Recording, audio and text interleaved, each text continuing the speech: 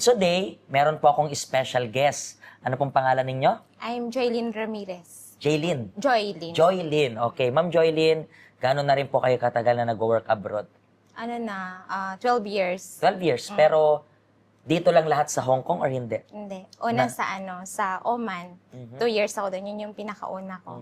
Tapos pangalawa sa Dubai. And then dito yung pinakamatagal, 8 years. So, Oman, Dubai, and then Hong Kong. Way back 12 years ago, taga saan ka po pala sa Philippines? Iloilo. Sa Iloilo. Oo. So, way back 12 years ago, bakit ka nag-decide na mag-work abroad?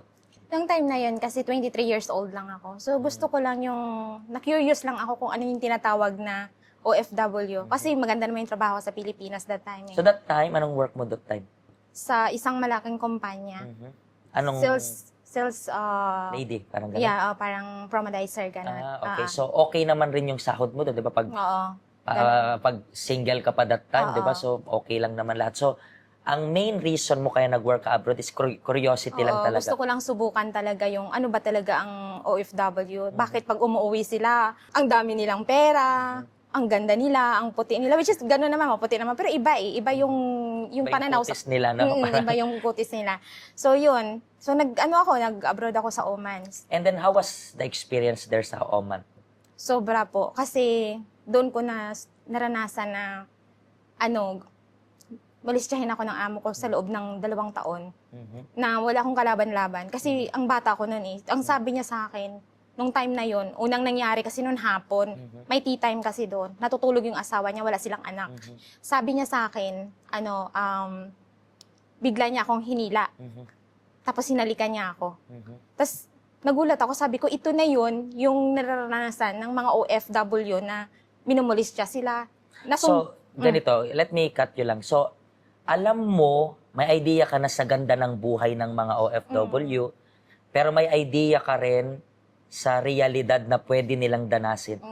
So, yung, sabi natin, may ginagawang hindi maganda sa'yo itong amo mo, naisip mo rin, okay, ito rin yung pinagdadaanan ng mga OFW. So, naisip mo lang parang normal, parang gano'n? Hindi siya. Hindi siya. Kung pag nasa actual ka pala, hindi siya. Kasi nandun yung takot, nandun yung kinausap niya. Hindi lang kasi isang beses, but multiple times na nangyari yun. Na sabi niya, pag gusto mong magaan ang buhay mo dito, gawin mo kung ano yung gusto ko. Hindi. Pero naging magaan ba talaga yung buhay mo? Yes, naging magaan talaga. Parang kumbaga naging slave niya ako. Lahat binigay. Sa kwarto ko, binilhan ako ng isang set na TV, TFC. Talagang, pero ang ano niya sa akin is, kung ano yung gusto niya, Dapat mo gawin yun. gawin ko yun. So, ang nangyari is, one way or another, parang, ang nangyari is, okay, binigay mo yung gusto niya, and then ibibigay mo yung material, ibibigay niya yung material na kailangan mo, and lahat yung nangyari within these 2 years. Yes. And hindi ka nagsumbong dun sa asawa. Hindi. Kasi ang sabi niya sa akin, baliktarin niya ako ng asawa. Tapos makukulong daw ako. Kasi sundalo yung amo ko eh. Pero, anong nangyari sa loob mo noon throughout that time? Sobra po. Yung dumating na po sa punto na patayin ko na yung sarili ko.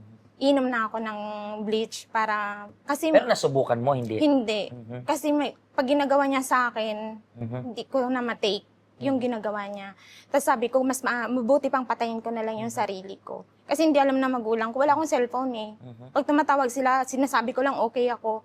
Pero grabe yung dinanas ko nun. Pero gaano kabigat? Kasi I believe may maraming nanonood sa atin. Gaano kabigat yung may gusto kang ikwento, may gusto kang kwentuhan, pero hindi mo magawa? Sobra hindi. Hanggang ngayon, ito yung first time ko na nasabi. I never share to anyone kasi I feel na i-judge nila ako dun sa ko sa past. Na parang hindi ko mapatawad yung sarili ko that time. Hindi ko mapatawad yung amo ko that time. Yung parang galit ako sa sarili ko. Ayokong makipag-usap sa lalaki. Ayokong magtanong. Pag naghanap ako ng employer, ayokong may asawa na lalaki. Bakit hindi ka na nag-renew sa kanila? Kasi natatakot ka na, gano'n? Sobra na kasi yung ginagawa. Pero tinapos mo pa rin yung contract? Tinapos ko. Yun yung naging way ko na tapusin ko na lang talaga para malinis ang pangalan ko, para wala nang gulo sa bahay. At hindi malaman ni madam yung nangyari sa akin. Pero ino-offeran ka pa rin sana na mag-renew? Sobra. Totoo? Parang ayaw pa nilang ibigay yung passport, parang ganon, di ba? Ayaw. Mhm. Hinatid pa ako ni Sir sa airport. Sabi niya, bibigyan kita ng 15 minutes to decide. Mhm. Ibibigay ko sa iyo lahat. Mhm. Pero hindi. So, hindi ka na pumayag. Hindi. So, umuwi ka, syempre, nakaka-trauma tong nangyari sa'yo. Mm-mm. And, nag-decide ka pa rin na mag-work abroad, parang kahit na ganon. Yes. Pero, gaano ka katagal nag-stay sa Philippines that time? Matagal. 6 years. 6 years. Nag-asawa na ako. Kasi na-trauma ka talaga. Mm. Pero, syempre, mahirap pa rin desisyon na, wait lang, mag-work ako abroad. Yes. Mahirap pa rin. Pero, itong second time na, sa kabila ng dinanas mo, bakit nag-go through ka pa rin na mag-work abroad? Kailangan. Kasi kailangan sumakay ng asawa ko sa barko. Mhm. Ang sabi niya is 1 year lang. Please, mag-Dubai ka for 1 year. And then after makasakay ako, umuwi ka ng Mhm. Pilipinas. Mhm. Hindi naman nangyari yun. Mhm. Ayun. Bakit hindi nangyari? Kasi naghiwalay kami. Mhm. Yun na yun. Tapos sumakay na siya ng barko. Mhm. Tapos hanggang ngayon. Ilang years ka dun sa Dubai? sa Dubai? 2 years. Mhm. Pero nagkaroon kayo ng anak, hindi? Mayroon, isa. Meron kayo isang anak, okay. And as of now, hiwalay na talaga kayo. And after ng Dubai, sa Dubai, okay naman yung naging Yes, experience mo super doon. okay. So kung ano yung kasalimuot ng Oman, dito naman sa Dubai is okay. Pero bakit di ka nag-renew nag-renew sa Dubai? Hindi ako nag-renew doon kasi hindi, marami kami sa loob ng bahay. Mhm. Dami mong boss, parang gano'n. Yes, marami kami. Yun, hindi maganda. And bakit ka nagkaroon ng idea na mag-work naman dito sa Hong Kong? Anong time na yun, ayoko na talaga. Abroad sa'yo, X na. So, naghiwalay kasi kami ng asawa ko. Wala nang magsusupport sa amin, dalawa ng anak ko. So, I decided na mag-Hong Kong. Hong Kong. Mm-mm. Bakit Hong Kong? Kasi mataas ang sahod. Yun talaga Lagi yun. naman talaga yung Mm-mm. ganun, di ba? And so far dito sa pag-work mo dito sa Hong Kong, okay naman. O na-terminate ka na rin dito, hindi pa naman. Na-terminate ako. Na-terminate? Na-terminate ako, pero nagbago ang isip ni mama, yung amo ko. Mhm. Tinerminate niya ako for 3 weeks, tapos nagbago. Paano yun? Paano nangyari? Umuwi ako ng Pilipinas, tapos nagbakasyon ako for 1 month. Pagbalik ko, sabi niya, hindi na kita kayang pasahurin. Sabi ko, kung kailan naman ako bumalik, wala na akong kapera-pera, tsaka mo ako tinerminate. Tapos ayun na, nagpatuloy ako. Nag 4 years ako sa kanya. Nag 4 years. So, dito rin pala, meron kang mga story rin pala, no? And, paano ka naman nadala dito sa help center natin? Dito sa health center, doon pa yun sa Central, nung time na yun. Tapos sabi niya, kung gusto mo mabago yung buhay mo, yung mindset mo, sama ka sa akin ngayon lang, kahit 1 oras lang. 1 oras lang, mababago lahat. Sabi niya, oo, try mo. Walang leaflets, walang kahit ano, it's verbal lang talaga. So, and then, sumama ka. Sumama ako, alas 11 yun. Tapos, Expecting na yung 1 oras babago yung buhay mo talaga. Pero how was the experience yung unang Wow. natin? bumalik sa akin yung past ko. Sabi ko, hala, parang alam naman ng pastor na tong buhay ko na to. Magpatawa daw ako. Paano ko patawarin yung nakaraan ko, pati yung sarili ko? Sabi ko pang ganun. Ang lupit nun. Sobra. Kaya, ayun. So, unang message pa lang, hindi ka kilala, pero lahat parang akmang-akma sa'yo, kasyang-kasya sa'yo. Pero, naging hesitant ka bang sumunod or nilabanan mo pa yung thoughts na sumunod? Nilabanan ko nung una. Kasi, takot akong i-share sa kahit sa kanino. And then, paano nakatulong yung help center natin na mabuo mo muli yung sarili mo? Kasi sa lahat ng pinagdaanan mo, hindi madali. Like for example, ginamit ka, pwede natin sabihin ganon, yung asawa mo, the same thing, iniwan ka rin. Diba? So, basically, makikita mo na nagkapira-piraso ka nun. Pero, paano nakatulong yung help center na mabuo mo muli yung sarili mo? Sobrang nakatulong itong help center para sa akin kasi natutunan ko talaga yung magpatawad. Yun talaga yung napakahirap sa akin bitawan yung luggage na nasa loob ko. So nagpatawad ako, pinatawad ko yung employer ko, yung noon, yung nanggahasa sa akin. Tapos napatawad ko na rin yung sarili ko na, ang hirap pala magpatawad talaga ng sarili, pero ginawa ko. And how was it, yung decision na yun, paano yun nakatulong sa'yo? Ngayon, okay na ako. Talagang nagkaroon ako ng peace na I feel safe talaga dito sa help center. So parang ngayon, yung nagkanda pira-piraso ka, ngayon parang puzzle, nabuo ka. Yeah. Diba? So, yun yung importance ng help center sa'yo. Yes. Narinig mo yung totoo at in-apply mo yung totoo rin. Yun po yung reason kaya kayong nanonood sa amin right now. Tingnan nyo po, meron siyang past and isa sa sign na na-overcome mo na yung past mo is kaya mo na siyang i-share with confidence.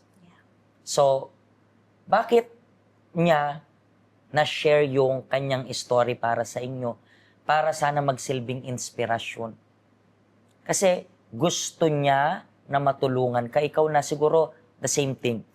Merong hindi magandang ginawa sa iyong amo mo, iniwan ka ng asawa mo, iniwan ka sa ere, pinangakuan ka, and then ngayon, nag-iisa ka. May anak ka, hindi nag-iisa ka. And then, you are trying to make yourself as a strong woman, pero at the same time, basag ka sa loob. Alam mong pira-piraso ka. Kayo po na gusto ninyong matutunan kung paano muli buuhin yung buhay ninyo within 1 hour, di ba sabi mo? Yes. Within 1 hour, so feel free. Yung help center, bukas para sa inyong lahat. Maraming salamat po sa pag-share nyo ng story ninyo and we believe na itong story na to makaka-inspire hindi lang sa mga OFW dito sa Hong Kong. Maybe may makakapanood dito sa Oman, Dubai, Middle East. I believe na magbibigay ito ng inspirasyon sa kanila. Thank you very much po, okay? Magkita-kita po tayo sa ating next episode. Sama-sama po tayong diskubrihin yung buhay ng mga kababayan nating OFW. Hatid po sa inyo ito ng Empowering OFW programs. God bless you po. Hello, ako po si Pastor Joshua dito po sa UCKJ Health Center dito po sa Hong Kong. At yung mga napanood nyo pong testimony ay mga testimony ng mga OFW dito sa Hong Kong. Pero I believe makaka-relate rin naman kahit nasaan po kayong bansa. Basta OFW. Ang health center po natin ay walang pinipiling religion. Base na rin po sa name, Health Center. Kung kailangan nyo po ng karagdagang information, nandito lang po sa baba lahat ng information na kailangan ninyo. Kontakin nyo lang po kami at magiging masaya po kami na matulungan ka, ma-assist ka, nasaan man po kayong bansa. Pagpalain po kayo ng Diyos.